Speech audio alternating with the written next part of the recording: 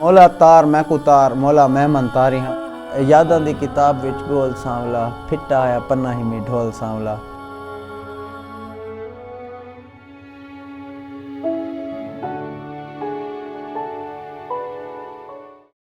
نام رامیش علی. شغل میرا ایک آرکیٹیکٹ ہوں. ویسے اسکول میں ٹیچنگ بھی کر رہا ہوں فی الحال. مطلب architecture as a free lance profession میں لے رہا ہوں فی الحال. اور ساتھ میں میوزک پروڈکشن بھی اس کو بھی میں ٹائم دے رہا ہوں. جب بھی مجھے ایک والد کی ضرورت پڑی میں نے انہیں ایز اے والد دیکھا. جب مجھے ایک دوست کی ضرورت پڑی میں نے انہیں ایز اے دوست دیکھا, ایز اے کمپینین دیکھا.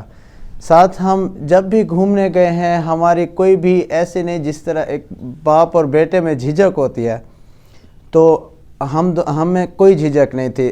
میں ان کو وہ چیزیں بتاتا تھا جو شاید میں اپنے دوستوں کو بھی نہ بتاتا ہوں. آپ یوں کہہ سکتے ہیں کہ ہم باپ بیٹا کم تھے اور دوست زیادہ تھے. ان کا ایک ہی جو سب سے زیادہ فوکس تھے وہ جس چیز پہ وہ یہ تھی کہ سرائیکی بولے, آپ بولیں گھروں میں. ہم نے کبھی گھر میں اردو نہیں بولی. کبھی کبھار انگلش بول لیتے تھے لیکن اردو ہم نے نہیں بولی.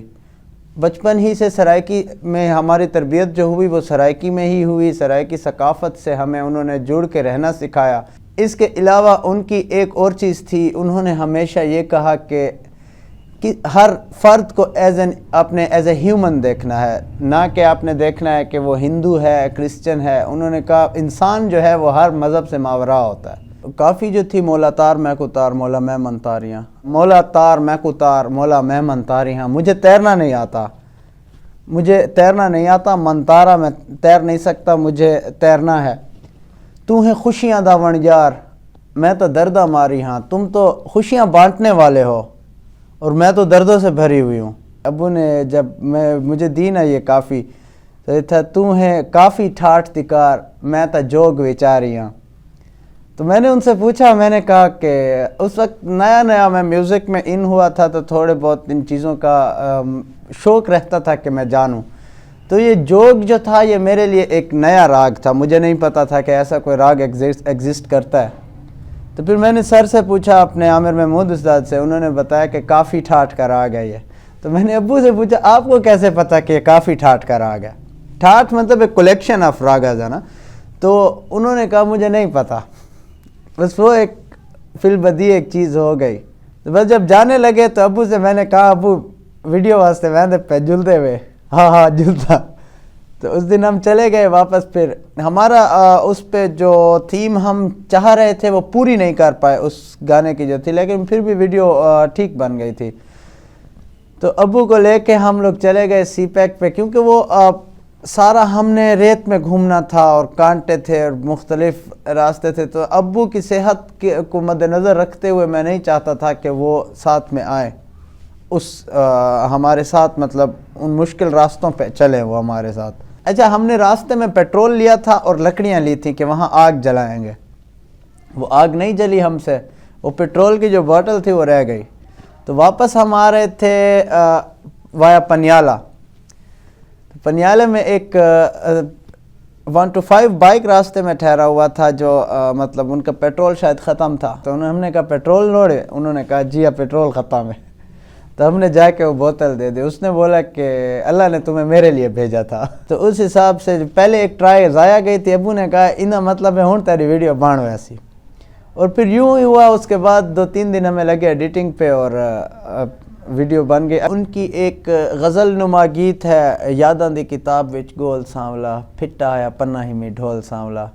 اس کی کمپوزیشن جمشید ناصر نے کر دی تھی. تو اس کا میوزک آلموسٹ ریڈی ہے, تو وہ بھی ہے. اس کے علاوہ ایک اور ہے دیرے دا ڈھولا دریا پھرا چا, اس کا بھی میوزک ریڈی ہے. Just I am waiting for my vocals, مطلب میرا گلا ٹھیک ہو جائے تو میں اس پہ ووکل کروں گا فائنل.